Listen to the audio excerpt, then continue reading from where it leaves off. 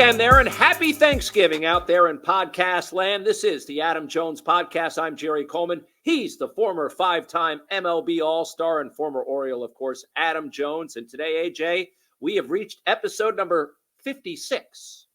My guy, Darren O'Day. And you know what? I'm in the lighter clothes as I am going to expand my shirt. And there's no need to be really clothed on such a marvelous holiday.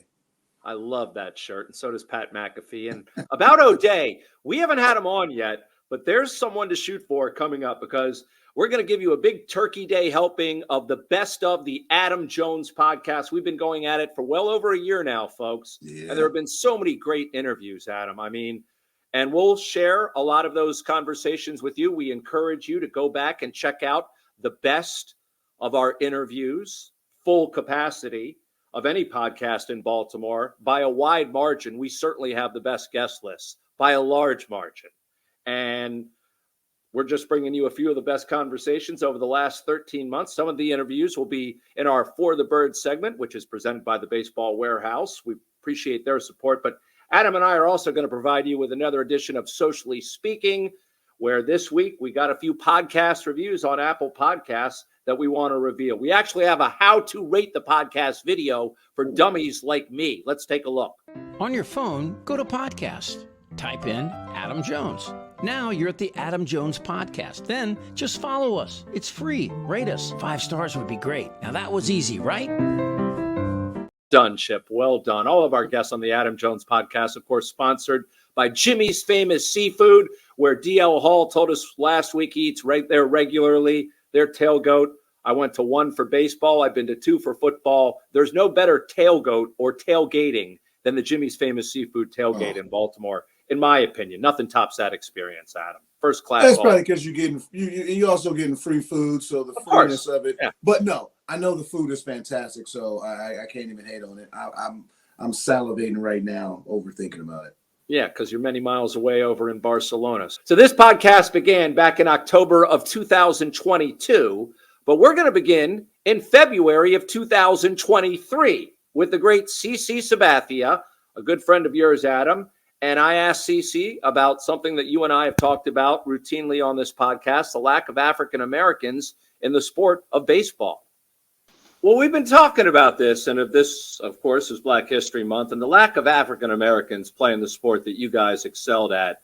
How do you feel about that, CC? We've heard Adam talk about it in the past. You just mentioned you got a kid rising through the ranks right now, but where is the sport headed in that direction?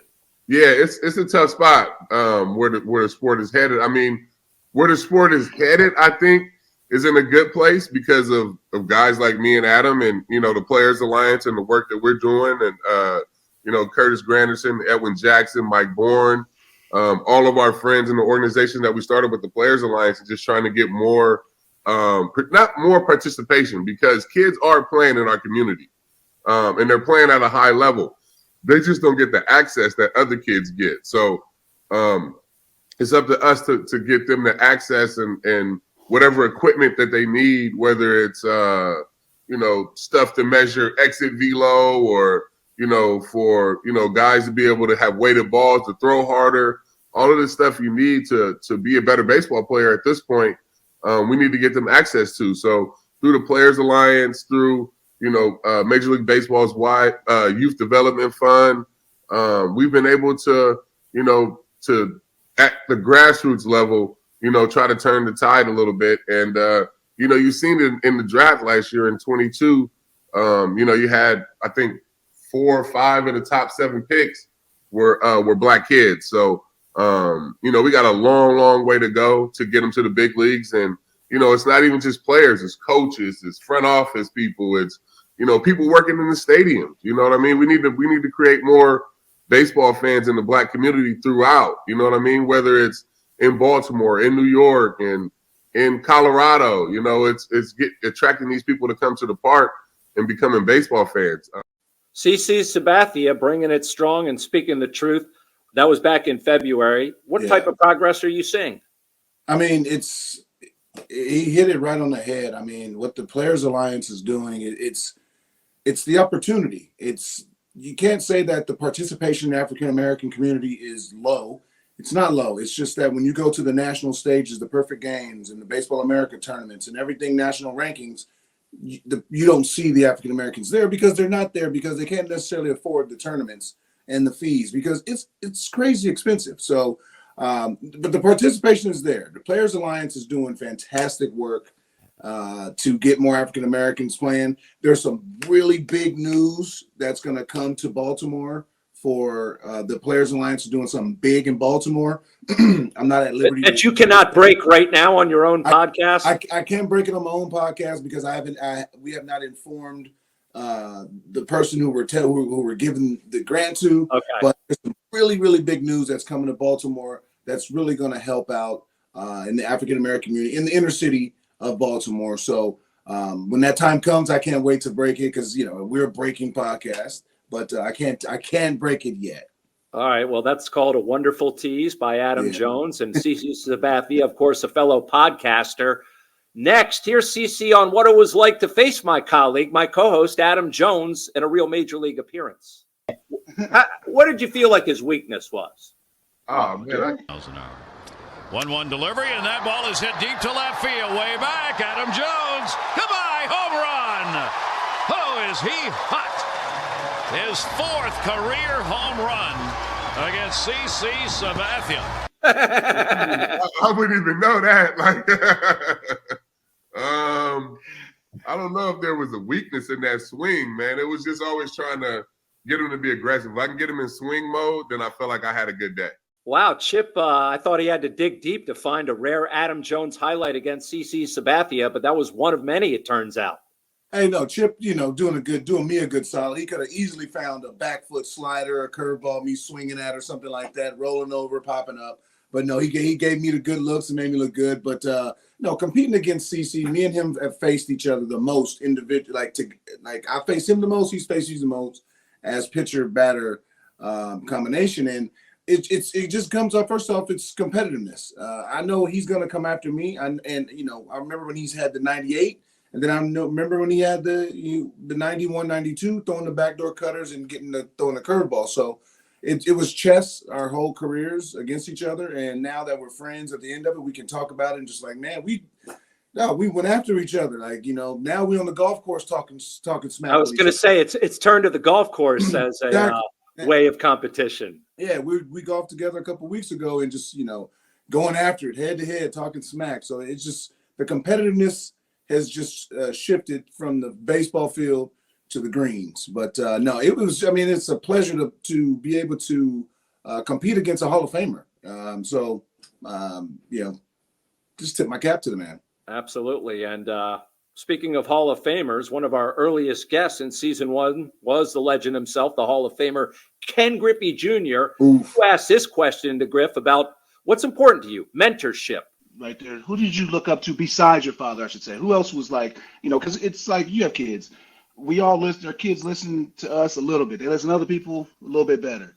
But so who did you listen to? And who was your mentors besides your father, obviously, since you have it's funny because, I did a talent show in the 4th grade and I sang, Take Me Out to the Ball Game. And my dad pulled me aside and said, hey, just be you. All these other names that you mentioned, those are their names. Just be you. So from that point on, I was just wanting to be me. And when my dad played for the Yankees, the guys that took me under the wings were, Ricky Henderson, Dave Winfield, Willie Randolph, Oscar Gamble. And then when I got to the big leagues, it became, Kirby Puckett, Chili Davis, Jeffrey Leonard, Mickey Brantley, Harold Reynolds, Alvin Davis, Dave Valley. I mean, it was a list, and they were like, hey, we're not going to allow you to fail. You're going to be the star of this league, and it's up to us to make sure that you stay on this path. 2 things about that. One, that trophy case behind him is unbelievable. And the other is the path and all the great role models he had.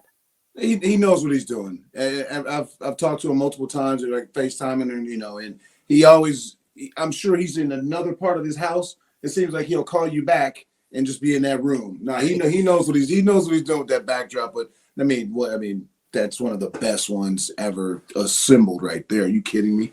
But no, it's Griffey. And, like I said, he grew up in the clubhouse, but to have so many guys that outside of his father to have mentors, in a great game like this, he's getting a different point of view. And,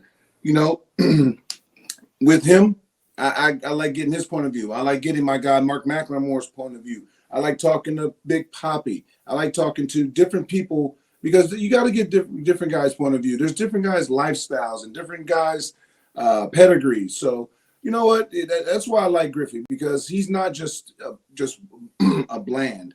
Like you can talk to him literally about every and anything because he's such a well-rounded guy because he's been all these places. Obviously, he's a fantastic golfer too. That's why I really like him even more now. Post career, but no, he's just so well rounded, and he's one of the easiest guys to talk to. And I love him because now he does photography, and he does it solely because he loves sports. He loves being around sports, but he don't like to be bothered. So if you're a photographer and you're sitting down there, nobody can bother you. It's a great maneuver. It really is. Same with Randy Johnson. Randy Johnson loves sports. He loves music. He follows with YouTube and all that stuff. But he don't want to talk to you. But if he's sitting in a seat, somebody gonna talk to him. He eliminates that when he's down in the pulpit with his guys with the cameras. They don't want to bother him either. So they already took his pictures for thousands of years. So he's got a great post-career tactic. And Griffey is looking good in those commercials he's doing too for a certain insurance company. Hilarious, absolutely. He also explained, he doesn't play fortune teller on the side, but he was sort of Nostradamus when he talked about the Orioles' upcoming season before it all kicked off. But have you paid attention to the Orioles at all in their resurgence and rebuilding? Obviously, they're in a whole rebuild, and they're done rebuilding. Look, that monster catcher that they got, and that little bit of pitching staff that they working through. Woo! Yeah. You got to pay attention. Like I tell people all the time when people say, they suck. I'm like, dude, do you know that they were the best player on their high school team? They're the best player on their college team. Mm-hmm. They're the best player on every level in the minor leagues. That's why they're in the big leagues. And you sitting up in the stands yelling, it ain't like you can go down there and say, hey, coach, bat me third. I think I could do better than this guy. It's not going to happen. So just,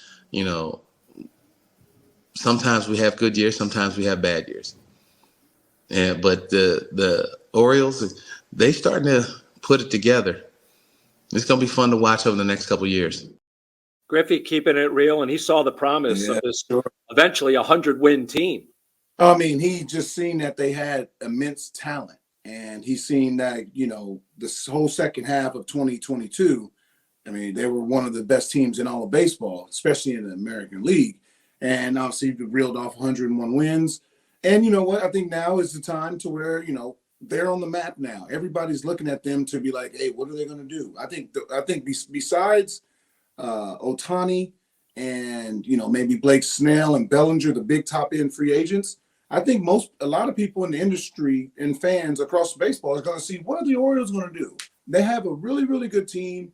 We know they have financial flexibility. We don't know, as obviously, we don't know the books. No one does besides them. But we want to see what they're going to do. Are they going to improve? Are they going to still ride it out another year? And I think that's going to be one of the top end stories of this offseason is what are the Orioles going to do? And, Griffey hit it on the head. They got crazy talent coming up. But what are you going to do to get yourself over that hurdle? Yeah, we'll see if they do some cooking on the hot stove during the offseason. Now, back in March during spring training, we were grateful to have former Orioles and then Mets skipper Buck Showalter on the podcast as our special guest. And he told us about how he deals with the intrusive and rather noisy New York media. My final question for you, Buck, and it does deal with the media because obviously this is your second time around in New York in between with the Orioles, a stint at ESPN. You feel like you're better equipped to deal with all these people. And the sports talk radio, man, in that market, I don't know how you can stand listening to it because it really is out of control. Russ, are you that stupid? You're proclaiming the Mets are going to win the NL East. Yeah, and what, you think they lost because of something I said? You think they lost because of something I said? You think they lost because of something I said? You gave them the kiss of death. Russ, pal. you idiot. Hey, Russ, you idiot. Do you think they lost? Blame the talk show host for losing the game. That's how passionate, or maybe he's probably right. Crazy some of these fans are. He's probably right. But, first of all, I don't read anything, and I don't listen to any of those. And if you come in my house, as Adam knows, and I'm watching a game, any sport, it'll be with the sound off. Because if you're going to interact with those people every day and you're going to, because it's part of your job, you can't be reading and listening to every little thing. Is what I tell the players. You can't. And I'm not on any of those different communication things, Facebook, Twitter, all the different Twitter, all the things that they have, whatever they are. But I choose not to be a part of it. It doesn't make me right or wrong. I can't do the things I need to do for the players every day if I'm constantly letting my personality be shaped by what I'm reading every day. He's not on Twitter or Twatter, whatever he called it. What the hell did you just say? But he is media savvy. He always has been. That is fascinating, though, a former TV guy who listens to games with the sound off. Well, he's personable. He can talk to everybody. I mean, he's a manager. When you're a manager, you have to be a personal guy. You have to be a communicator. And he's one of the best communicators. I mean, he was taught in New York early on in the 90s. So, his second go around back with the Mets, it was very easy. I think when it came to the media side, and Buck's witty. He's very witty. If you've been around him, you'll know that he's asking you questions that he even knows the answer to. So tell him the truth. There ain't no reason to lie to him because he'll sit there and be like, got you. But no, it was my best experiences with Buck was he just said, look, control the game, control yourself, go out there and play. You know what you need to do. You're a grown man. You're a professional. I don't need to coach you. I just need you to do one thing. That's grind. All right, I got you. So, he allowed us to police ourselves on a daily basis. We policed our own clubhouse. We didn't, he did not worry about our clubhouse unless he needed to. Again, we're going on an 8-10 game winning streak or maybe a 5. He can see it spiraling to, how 5 can turn into 8 real quick. All right, we might need to have something. We might need to talk. Let's nip this in the bud real quick. But he let us police ourselves, and that's why I think we had success. Do you think he continues in Major League Baseball? I know he was up for the Angels job, didn't get it, unfortunately. I think so. But you know what? It's crazy because I think everybody wants him to win a ring. I think that would solidify him like Dusty Baker and a lot of other guys because the World Championship is the manager's creme de la creme, especially if you're in it for 20 plus years and have the rapport that you have. But at the same time, I think he's only getting older. He's got grandkids. They're getting bigger and stronger, and I know they're more mobile.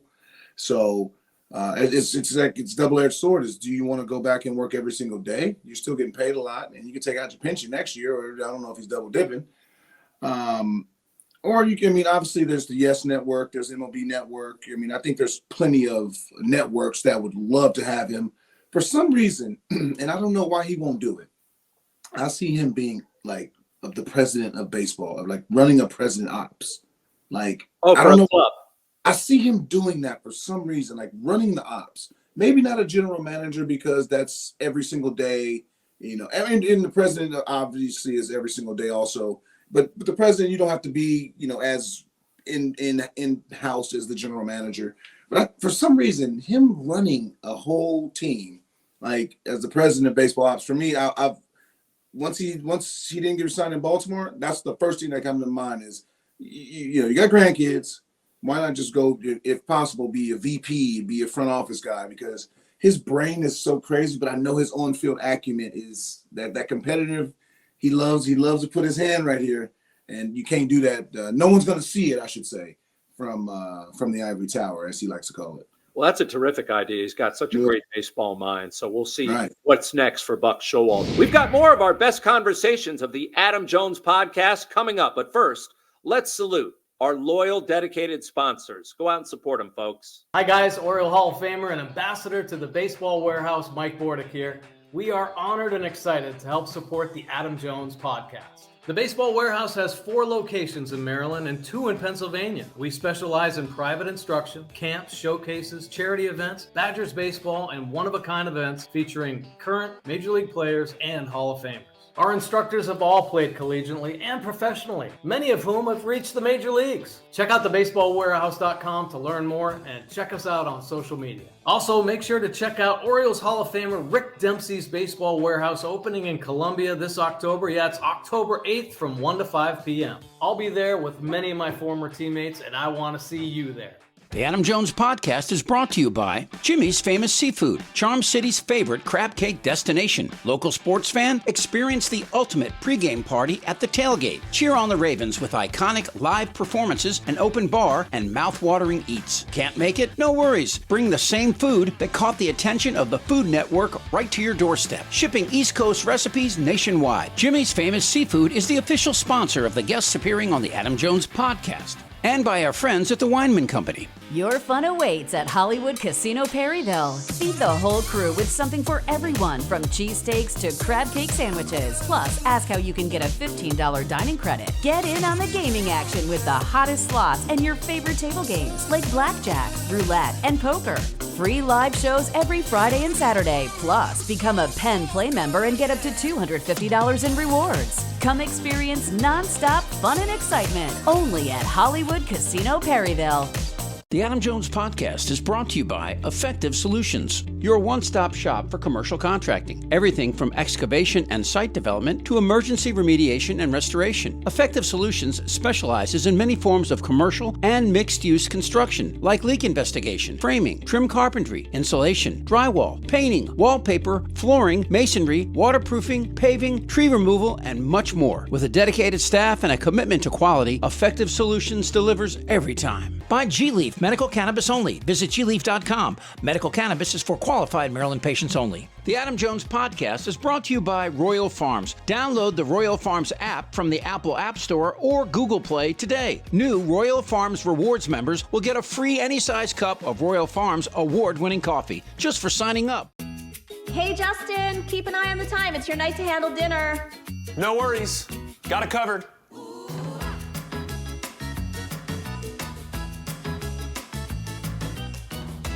It's great getting dinner ready with no worries. That's why I never waste time and go straight to Royal Farms. Their chicken is fresh, never frozen, hand-breaded, and cooked right in the store. Oh, wow, this smells amazing. I'm so impressed. Real fresh, real fast, Royal Farms.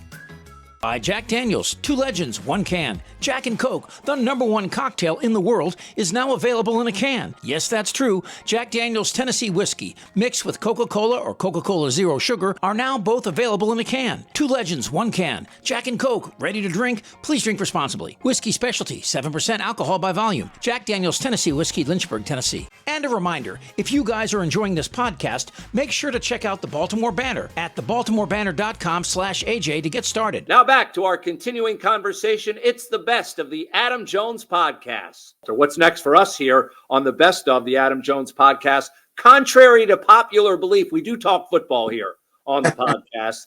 And in May, we became the first and only local podcast outside of the castle to have the Ravens head coach on, John Harbaugh. And Adam, you asked him about something that's still percolating now throughout the NFL, the tush push, which the Eagles have specialized. And what about the purple and black, Coach? You gonna try that? You guys gonna incorporate that butt fumble? I mean, not the butt fumble. Butt no, push. the butt push. Yeah, the we butt are. push. Well, okay, so we actually Lamar had, strong enough. I mean, Jalen. Oh yeah. We had that in. We ran that numerous times last year. Okay. Now I'm not gonna say we ran it as well as Philadelphia because they were ridiculously good at it, but that was the call in the Bengals game. That's what we were doing, and you know we made the mistake of going over the top, and that's what happened. So we learned from that. But you got to have that, man. That's a sweet play right there. It sure did backfire on the Ravens against the Bengals as Sam Hubbard went the other way. But in my opinion, my humble opinion, that play should be illegal. I think the Rules Committee is going to take another look during the offseason and say we're not playing rugby here in the NFL. I mean, if it's in the rules, that's why the rules are. But you hire people to debunk all the rules, right? That's that's just what you do. And if it works, it works. It worked for the Eagles. I mean, it works masterfully for them. 8-9 times. I mean, it helps out when obviously when your quarterback is strong, when the lower half is everybody on the team. So that helps a lot. But hey, if it works, it works. I mean, obviously you got Lamar Jackson who can juke anybody and outrun anybody. So there's a lot of that. But I mean, hey, Ravens, what you're doing, give the ball to Edwards. He's having a good year. Let him run, have fun. Just don't mess with it. Lamar they're doing a great job. Keep it where it's at and just keep playing game. Ravens got the Chargers coming up on Sunday Night Football and your old stomping grounds. Well, not in San Diego, in Los Angeles. So. Where does my heart lie with this week, huh? Don't say that out loud. We want to get you back on the Ravens sideline eventually. Now, besides Coach Harbaugh, we also had another long-tenured Raven on the podcast, your buddy Justin Tucker. He joined us nearly a year ago, as November of 2022. And this still very much applies. I asked Tucker about being labeled already while his career is still going, the GOAT. It is the Adam Jones podcast. Jerry Coleman, Adam Jones, joined by Ravens kicker Justin Tucker. And, I've heard other people refer to you as the GOAT. That's a term that goes around a lot these days, whether it be LeBron or Tiger or guys, Tom Brady. I'm kind of comfortable with Tom Brady right now. How comfortable are you with the title of? And the rest of those are GOATs too. I understand. Well, he's a hater. Jerry's a hater. No, Jordan's the GOAT. Jack Nicklaus is the GOAT. Tom Brady's the GOAT. Justin, you're on your way. Are you uncomfortable when people give you that title while you're still playing? The career's not over yet. I don't know if I would say I'm uncomfortable. I feel like it's definitely, it's an honor to be in that conversation. I feel like it's really nice of folks to say. But as soon as I feel like it's a tale as old as time. As soon as you start actually thinking you're sweet and you start believing it, and then you start talking about yourself in a way that is out of pocket, then that's when stuff kind of gets like a little crazy on the field. At times he does come across as cocky, but he's not. He knows what he is. He's the best. He doesn't brag about it. He goes out and gets the job done every time. And for the record, one more time, LeBron is not the greatest basketball player of all time. That is Michael Jeffrey Jordan. I think the greatest basketball player of all time conversation is going to change with what LeBron's doing. He's going to be 40,000, 15,000, and 10,000. I think, like, Jesus Christ. But when it comes to the greatest of all time, like he's still playing the game. And what I love about JT is that, he's so well-rounded. Obviously, you see him on the commercials. You see him having fun on the sidelines. Sings opera. He's a kicker with a personality. Like Seabass and McAfee, who I'm dressed like because I got to grow up later. So, I love his personality, and he's like, look, you guys can say it. You guys can call me at all time. Whenever Michael Jordan said this, Michael Jordan always said, how can I say I'm the greatest of all time when, I didn't play against Will Chamberlain. I didn't play against this guy. That like, it's the humble pie. And you let the rest of us, you let me call him the greatest of all time. You call him all time. And that's when you're really the GOAT, when you don't have to say nothing. Tom Brady just does this. Or, I'm sorry, he does like this, like the Home Alone look. Jordan said, like, Jordan has a picture with him like this or something like that. Like, that picture, that's all you need to say. He doesn't have to say. Walk into the room. Yeah, you don't need to say, I'm the greatest of all time. No. Griffey, you see his backdrop? That tells you. You look back there, be like, oh, well, all right. You're going to go in the other direction. Yeah, there's no need for the other conversation. So, JT, I love it how he just lets everybody else call him it. And, once he when he went, I think Jason Elam went 64, and then he went 66 in Detroit. Yep. And then he did 61. And I remember when he attempted 70, or they were trying to do it. And not bad for an undrafted free agent. Not exactly. Hey, and he's going to go down as, the greatest kicker of all time. He's on his way to Canton, Ohio. Yeah. There's no doubt about it. All right, definitely. We move along here in the best of edition of the Adam Jones podcast, and our For the Birds portion is just ahead. It's brought to you by our friends at the Baseball Warehouse, where you are taught baseball the right way from professionals like Mike Bordick or Rick Dempsey. We appreciate their support. And a few months ago, as we turned to the Orioles, we had outfielder Anthony Santander on the podcast. He joined the fun and explained to us how he learned the English language now that he's speaking out on podcasts like ours. Hey, I played with Wilmer Flores, and he told me I just want to go with the English. He told me the reason how he learned English was watching Friends. What did you watch any TV show? And that was his at bat music also. But did you watch any TV show, or did you take classes, or just put yourself out there and just start talking English? I do watch a TV show, 2.5 Men. That's my favorite show. I knew it was something funny. Great show, though. That's a great show. Yeah. I pick up a lot of stuff from the TV show. But I learned talking with you guys, with my teammates, all the time, trying to pick up like 3 words each day, and after that, be able to put everything together. His joy is infectious, and we had him on in late September in the season. But I'll never speak English as well as he speaks Spanish. That's for sure. I know that, but no, you know what? It's taking the risk of just learning the language, and you know what? The coolest part and the scariest part of playing professional baseball in America is no matter what, you still got to go through the minor leagues. So the Latin guys, they're still going to the smaller cities that are predominantly English speaking. You know what I mean? The Greensboro, North Carolinas, the Green Bay, Wisconsins, Clinton, Iowas. It's not many Hispanics that are just, totally taking over the language in mercados and stuff like that there. So a lot of those guys at those lower levels, when they go out to eat, they have to speak English to order food. If they go out in groups, one of the Latin guys might speak better English than the other, but they're learning because, that's all that is there. It's English speaking, only. So, I played with a lot of guys who, you could see that the lower levels didn't speak it. And as we got closer to the big leagues, they spoke it more and more. Felix Hernandez was one of the case in point. He got to the big leagues so fast that he just it took him to 24 to start doing interviews in English, because he got to the big leagues so fast that he didn't have the maturation of understanding English in the lower levels. He was just so comfortable with speaking Spanish. So now he speaks perfect English. Jeez, his accent he's losing his accent. Yeah. But the Latin guys, when they take their time and immerse themselves in it, they come out speaking, they become dual language. Yeah, so much respect for someone that can learn a second language. It's the same way I felt when I went to Japan. It was like, damn, I'm thrown into the fire. You know what I mean? Like, damn. And the best thing I could have done, and the best thing I did, was like, you know what?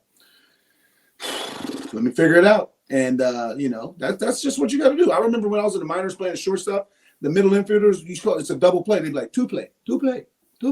I'm like, all right, man, turn 2. All right. You know what I mean? It's just, but once you get on the field, obviously the baseball is the language. Universal language of baseball. Exactly. But it's just when they take the time to learn the actual language, it's still funny when they cuss in English because they put the words in, different order. It's you help them out, and vice versa. I was always trying to learn Spanish in the minor leagues too. So it's like, hey, let's both be incorrect, but help each other out. Well, in November of last year, before being unanimously declared the Rookie of the Year, young Gunnar Henderson made an appearance. And Adam, you asked Gunnar what it was like for him for waiting for his call to get to the show. No, I mean, outside of some of the older guys who I developed a relationship with, throughout the, 30 some games that I played, I was able to spend a good amount of time with a lot of those guys at the alt site in 20. So I felt like I was able to have a good relationship already in there. So it made the transition up to the big league level a lot easier and made it a lot more comfortable for me. What about playing with a lot of these guys that you played with at the lower levels, like we mentioned, Adley and obviously DL and some of these other guys that got promoted? Just being able, because when I first got to pro ball, Adley was my very first roommate. So just being able to start the relationship that early with him was really special, and just seeing it, because I was freshly turned 18 at the time, and just being able to see how he went to work through the college side of things, and just see how his routine was pretty awesome to be able to experience that.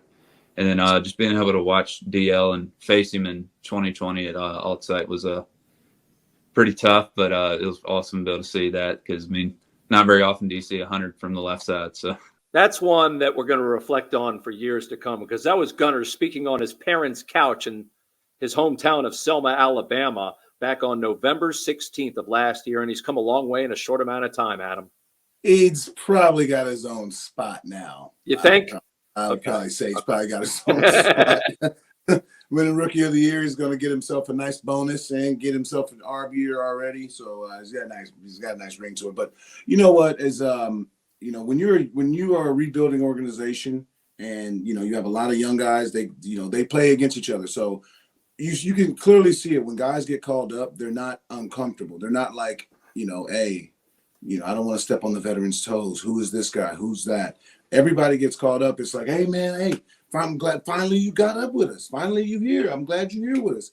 It seems like everybody is waiting for the next person to get called up because they grew up with each other. So I think it's awesome. And you see it in the results. When someone gets called up, there's no unfamiliarity with how the flow of the game is and their philosophy. Everybody that got called up in 23. They had the same exact philosophy and they fit right into it. Now there's other guys with more talent, it's better than that's different. But the philosophy and intent throughout the system seems like it's system wide now, which is great because sometimes your big league team is good and your minor league teams are bad and this and that. All the minor league teams are really good last year and this year in 23, all of them. And I think that is because they have a system-wide, organizational-wide philosophy, and every level that guys get called up, they just buy into the philosophy, and they're having success. So keep at it. Absolutely. He told us how he was making the adjustments to the big leagues, and this was prior to his monster season he just completed. Be a little cocky and be like, look, when I'm raking, call me up a week earlier. Call me up 2 weeks earlier at the All-Star break when I first seen you. Should have went straight to Baltimore. You know what I mean?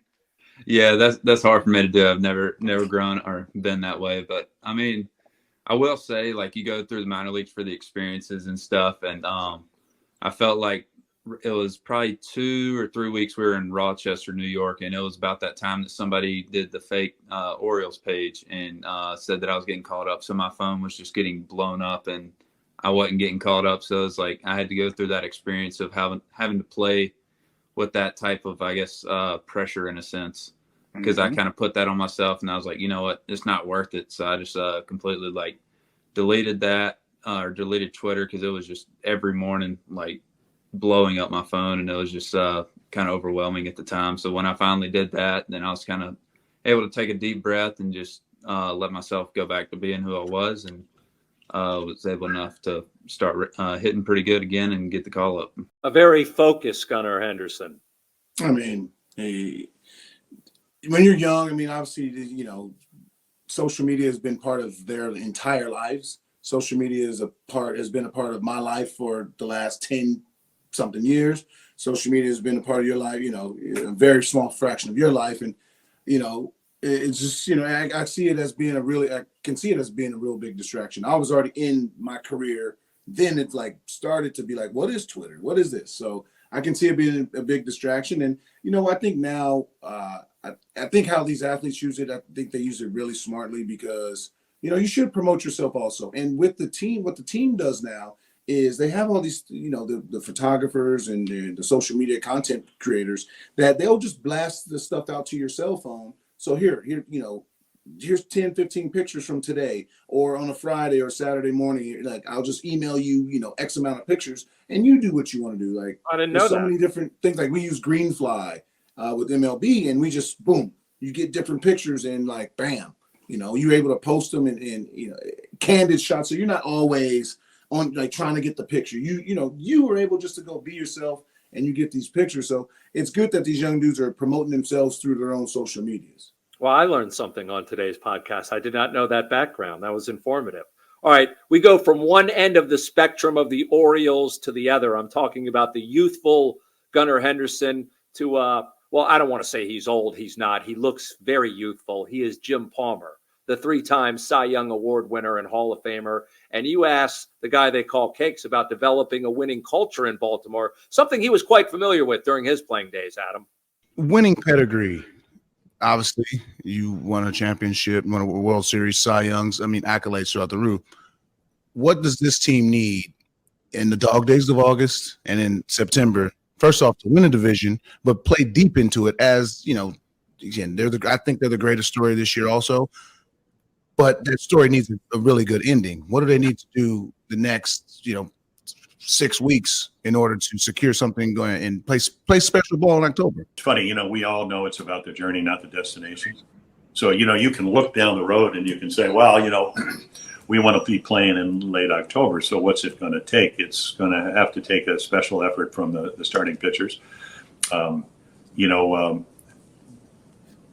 It's funny, a couple of weeks ago we had the 40th anniversary of the Orioles, winning the last World Series in '83. And, Rick Dempsey was the most valuable player. Cal was the most valuable player that year. Eddie Murray, another Hall of Famer, was second, I think, in the voting. Had a tremendous year. You could have really picked either one of them. They both had that great of years. But one of the big trades we made a couple of trades to get a little bit better. We got Tito Landrum, who hit the home run off of Brett Byrne and into the division to get us, to the point where we could actually get to the World Series. So you need to make some acquisitions, whether they do that or not. And a lot of times it may even be, even though a guy may not be able to, be on your postseason roster, you might want to get a guy after the trade deadline that somehow gets through waivers that help you in the month of September, even though he won't be eligible for the playoffs. So there's all kinds of ways of doing it. And the other way is just, can you relax? Can you do all the things that allow you to be the same kind of player? Because we all know, if you've ever played the game, that a game in September or a game in April they have equal value. It just seems like, because the pennant race, the season is waning down, that they have more import. But the Orioles have done such a great job of winning the one-run games and all that, so they just have to continue doing that. And will they be able to do that? I don't know. He was dead on. I mean, he was one of two Hall of Famers we were lucky enough to have in season one, along with the president of the Baseball Hall of Fame. And Jim was very informative. I mean, he hit it right on the head. Is the starting pitching is what is going to need to, carry the team. And with Palmer, we had him on in August? Yeah, I believe. So, that was the most important thing. And what happened? The starting pitching carried them into the postseason. It carried them to the division title. Now, year two, because I remember in 2012 we won a lot of one-run games. 2013. We didn't have such luck in the one-run games, and we didn't win the playoffs. We didn't get to the playoffs by a few games. So, how do you do it the next year? Because, you're not going to have your dominant closer. You're not going to have Gibson, maybe. Or is Bradish going to do the same thing? Is Kramer going to do the same thing? Are they going to continue to make the progress? And these are hard questions to have an answer to, because you got to play the game. So, that's the best part about the game is, you can have a good year. A lot of people have had good seasons. Now you got to do it again. And then again. And then again and again and again. That's what makes a damn good career. So I think a lot of eyes are going to be on a lot of guys. I think the leash is off of everybody. Hey, come into camp fighting for this ace spot. I think that the best thing is, who wants to throw opening day? I think Bradish, Kramer, Means. I think Means is going to have something to say about it. Don't forget about Grayson. I think that's going to be the article that I want to talk about in spring training. Who wants to start opening day? We also asked Jim about the shift, and long before it became a big deal in Major League Baseball today, he was doing his own version of the shift with gold glovers around him. Speaking of the shift, Jim, when he played, would do his own shift with the infielders. That was the first time I'd ever seen that with a Major League pitcher, where you would maybe move Mark Belanger, Bobby Grich, or a couple of guys around. No, I didn't move the gold glove. I moved the guys that didn't win the gold gloves. You think I ever moved Brooks Robinson? Looking over at Brooks and saying, hey, Brooksy, I want you to move over, play where I want you to play. But I would say, hey, look out for a bunt. There you go, Jimmy. You think I don't know, you may not bunt. But, you got to understand the game, because the game changes. In my era, if you were a left-handed hitter and you had a runner on first base and you couldn't hit a ball in the right field, you probably weren't going to play, because it creates the first and third situation. And another reason it creates a first and third situation is because your second baseman is paranoid about not being able to turn the double play. So what do? They come in and they come over a step or two. makes it easier to hit the ball to their left into right field. So you turn around and you go, hey, make sure you get, where am I on camera? Make sure you get one. Because I don't want the runner at third with less than 2 outs. I don't want the sacrifice fly or the infield back allowing a run, because runs are, when you give up 2.86 for your career, you didn't like to give up runs. What it's going to take for the Orioles. The great thing about that year, we pitched 5 straight shutouts. We had a 2.07 ERA for the month of September. Now, Tim McCarver, the late Tim McCarver, said, I joined the Red Sox right before the trading deadline, and 1-0, and then I pitched a 6-0 shutout. We went to Cleveland, 1-0, 2-0. So those were 5 straight shutouts, 2.07 ERA. Everybody, every day you came to the ballpark, had a chance to help the team win. We had a meeting on Labor Day at Paul Blair's house. Paul, the great center fielder who won 8 Gold Gloves. I don't know if you ever had a chance to meet Paul, but he was a terrific center fielder. And we had a meeting, and basically he said we came up with our own bunt sign, our own hit and run sign, because Earl Weaver, a Hall of Fame manager, was playing for 3-run home runs, and we weren't hitting them. So, and then we win 25 out of now. We never really made a big deal out of it, but we were frustrated. We knew what we could do as a team. That was our live podcast at Jimmy's Famous Seafood, and obviously Jim had a lot to say. I think we got a combined 5 questions in, but he was full of information and a lot of nostalgia. I mean, that was the best thing about having him around so long in my career is you had the access to a Hall of Famer, and you can ask him anything because he's seen both sides of the ball. He wasn't just a good pitcher. He was a great athlete. He could hit until they put in the DH, but he was a student of the game also. And that by if you ever talk to him or just listen to Masson, you'll know. I mean, a great student of the game. And, he's one of the best of all time. One of the best right-handed pitchers of all time. Case lived at the top of the zone with that big curveball. And you know what? If you're not taking any advice from him, you're wasting your time. Like, are you kidding? And his. That's a resource right there. And like, what point?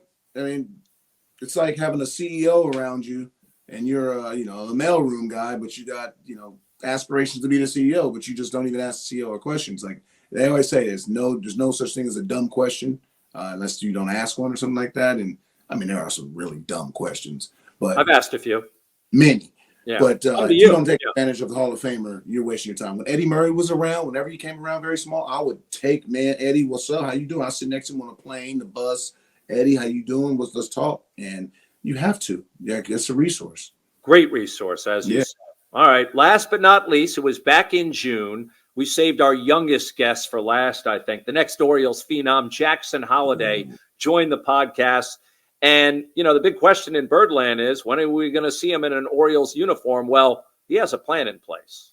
Have you set personal goals for yourself in terms of trying to attain the next level and moving up the ladder towards the major leagues, and when you would like to be in a major league uniform?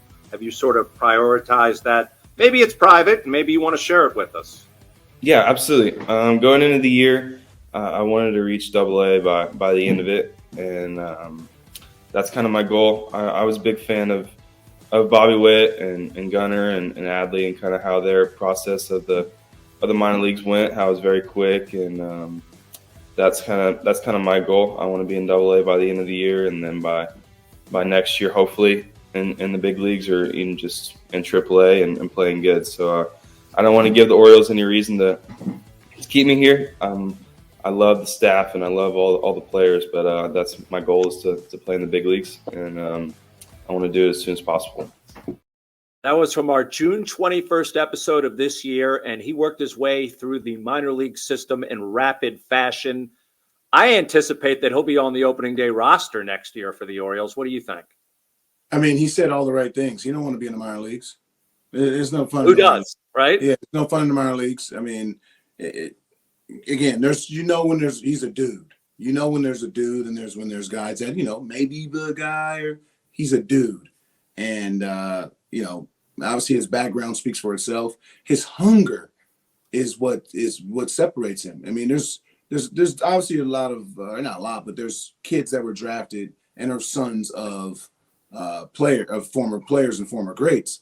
But this kid's hunger is unbelievable. I mean, it's like Griffey's hunger. It's like, like you're talking about like he wants to be better than his dad. And if he's better than his dad, which Griffey was better than his father, and which his father was fantastic, you're putting yourself into you want to be a Hall of Famer.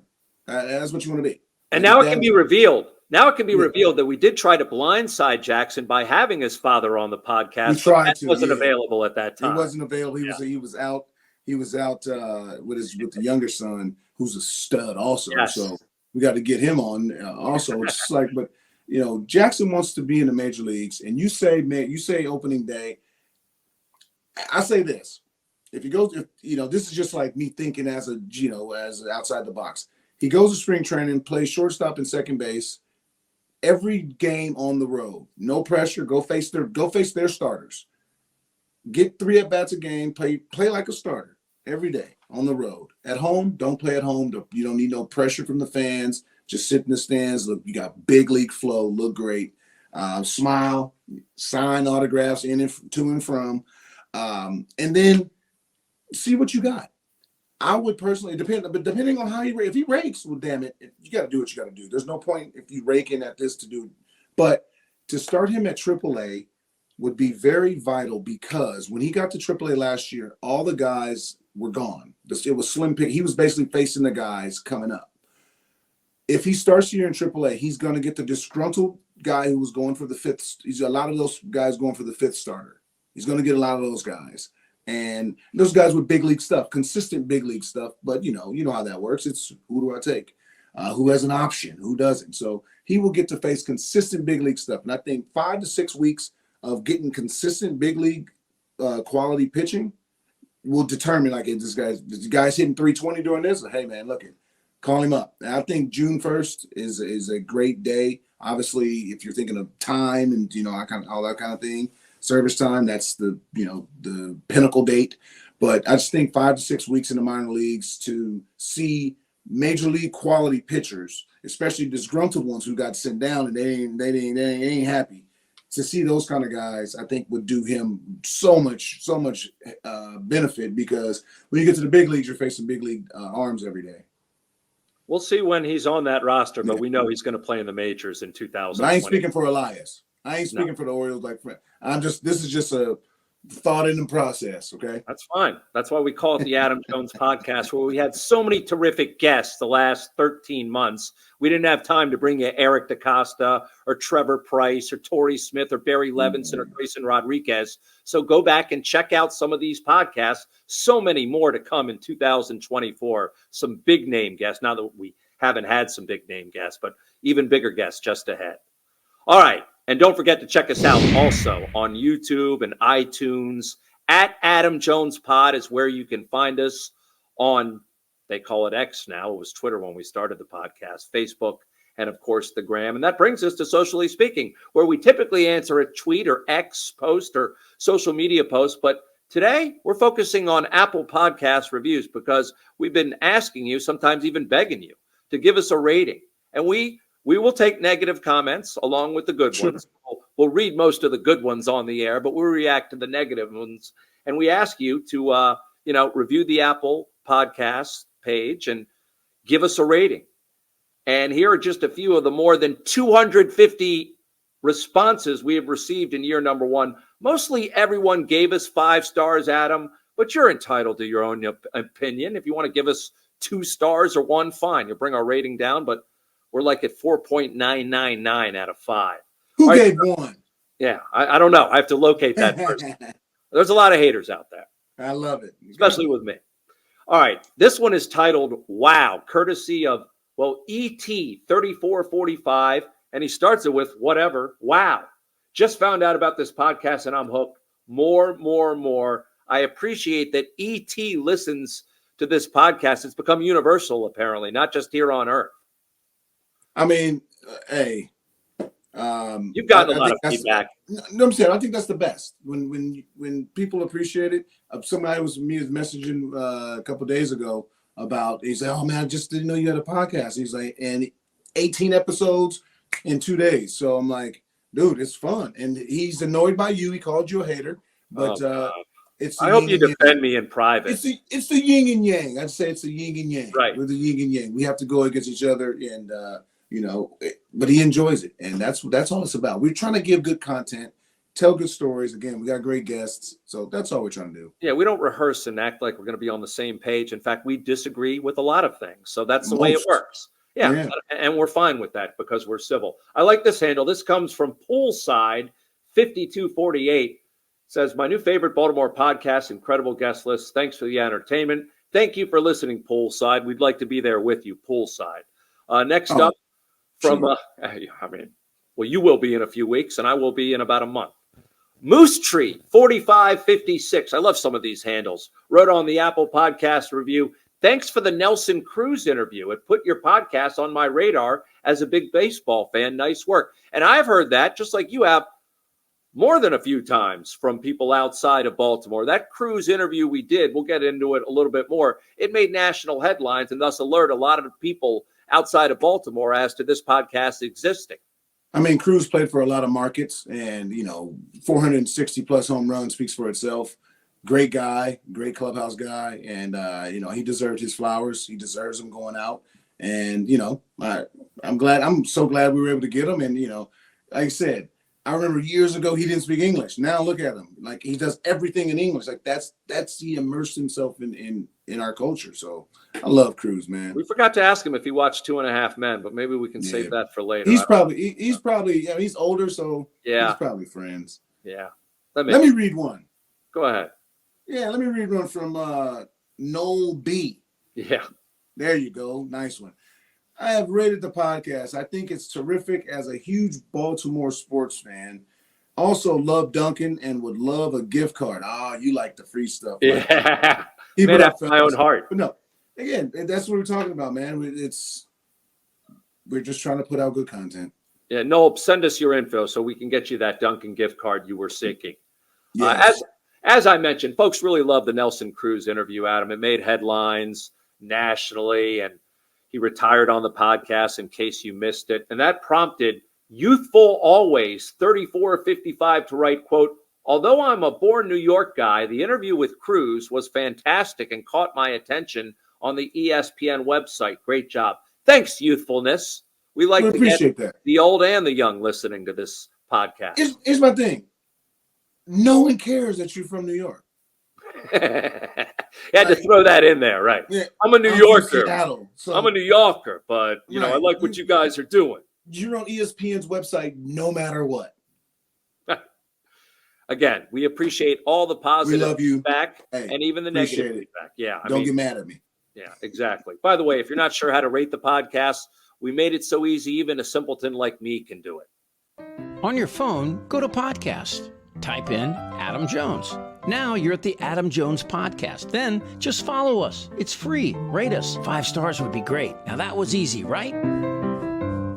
Well done. And on this day of thankfulness, this holiday of Thanksgiving, we want to thank our fine and loyal sponsors. We're thankful for them. Hi, guys. Oriole Hall of Famer and ambassador to the Baseball Warehouse, Mike Bordick here. We are honored and excited to help support the Adam Jones Podcast. The Baseball Warehouse has 4 locations in Maryland and 2 in Pennsylvania. We specialize in private instruction, camps, showcases, charity events, Badgers baseball, and one-of-a-kind events featuring current Major League players and Hall of Famers. Our instructors have all played collegiately and professionally, many of whom have reached the major leagues. Check out thebaseballwarehouse.com to learn more and check us out on social media. Also, make sure to check out Orioles Hall of Famer Rick Dempsey's Baseball Warehouse opening in Columbia this October. Yeah, it's October 8th from 1 to 5 p.m. I'll be there with many of my former teammates, and I want to see you there. The Adam Jones Podcast is brought to you by Jimmy's Famous Seafood, Charm City's favorite crab cake destination. Local sports fan, experience the ultimate pregame party at the tailgate. Cheer on the Ravens with iconic live performances, an open bar, and mouth-watering eats. Can't make it? No worries. Bring the same food that caught the attention of the Food Network right to your doorstep. Shipping East Coast recipes nationwide. Jimmy's Famous Seafood is the official sponsor of the guests appearing on the Adam Jones Podcast. And by our friends at the Weinman Company. Your fun awaits at Hollywood Casino Perryville. Feed the whole crew with something for everyone, from cheesesteaks to crab cake sandwiches. Plus, ask how you can get a $15 dining credit. Get in on the gaming action with the hottest slots and your favorite table games like blackjack, roulette, and poker. Free live shows every Friday and Saturday. Plus, become a Penn Play member and get up to $250 in rewards. Come experience non-stop fun and excitement. Only at Hollywood Casino Perryville. The Adam Jones Podcast is brought to you by Effective Solutions, your one-stop shop for commercial contracting. Everything from excavation and site development to emergency remediation and restoration. Effective Solutions specializes in many forms of commercial and mixed-use construction, like leak investigation, framing, trim carpentry, insulation, drywall, painting, wallpaper, flooring, masonry, waterproofing, paving, tree removal, and much more. With a dedicated staff and a commitment to quality, Effective Solutions delivers every time. Buy G-Leaf Medical Cannabis only. Visit gleaf.com. Medical cannabis is for qualified Maryland patients only. The Adam Jones Podcast is brought to you by Royal Farms. Download the Royal Farms app from the Apple App Store or Google Play today. New Royal Farms Rewards members will get a free any-size cup of Royal Farms award-winning coffee just for signing up. Hey, Justin, keep an eye on the time. It's your night to handle dinner. No worries. Got it covered.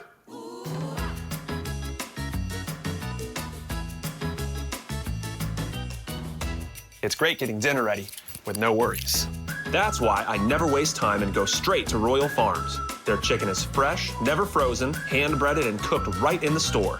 Oh, wow, this smells amazing. I'm so impressed. Real fresh, real fast. Royal Farms. By Jack Daniels, 2 legends, 1 can. Jack and Coke, the #1 cocktail in the world, is now available in a can. Yes, that's true. Jack Daniels Tennessee Whiskey, mixed with Coca-Cola or Coca-Cola Zero Sugar, are now both available in a can. 2 legends, 1 can. Jack and Coke, ready to drink? Please drink responsibly. Whiskey Specialty, 7% alcohol by volume. Jack Daniels Tennessee Whiskey, Lynchburg, Tennessee. And a reminder, if you guys are enjoying this podcast, make sure to check out the Baltimore Banner at thebaltimorebanner.com/AJ to get started. Also, thanks to senior executive producer Chip Franklin, who's the turkey of this podcast. Despite what you're watching right now, he's the biggest turkey around. Gobble, gobble, Chip. Hey, go out and subscribe to the Baltimore Banner. And until next week, our final episode of season number 2, and we'll have details about season 3. Be kind, be real, and make sure to be back for next week's edition of the Adam Jones Podcast.